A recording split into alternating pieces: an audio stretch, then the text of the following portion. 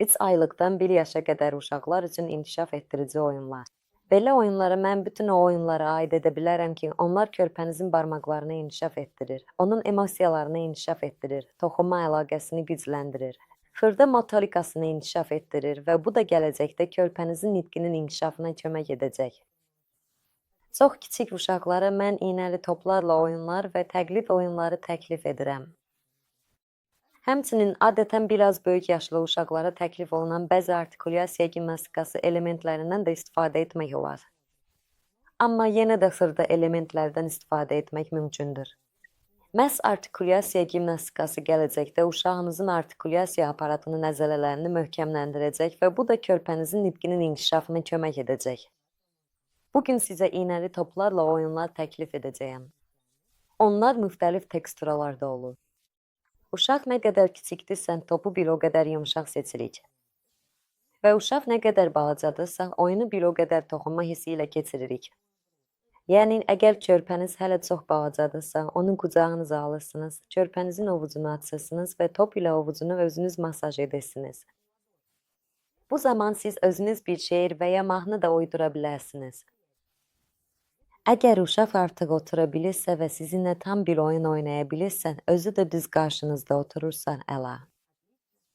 O, sizin hərəkətlərinizi təqlid edəcək və gələcəkdə sizin arxanızda sözləri deyəcək, hərəkətləri təkrarlayacaq və eyni zamanda öz əlini masaj edəcək.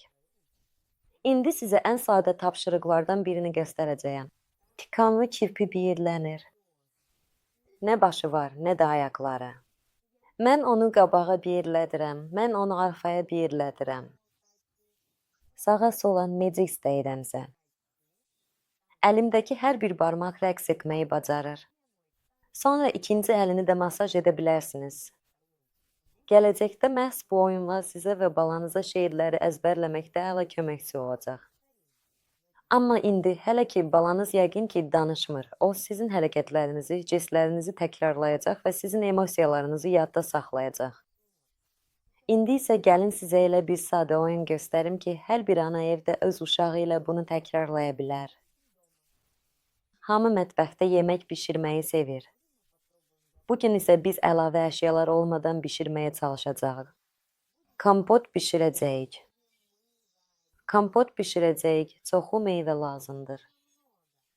Bax belə. Almaları doğrayacağıq, armudu isə doğrayacağıq. Limon şirəsini sıxacağıq, qavalı və şəkər tozu əlavə edəcəyik. Kompotu bişiririk. Hamını bu kompotdan dadmağa dəvət edəcəyik.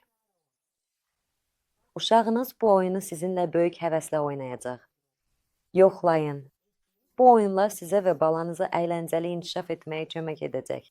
Birlikdə oynayın və inkişaf edin. Birlikdə maraqlıdır.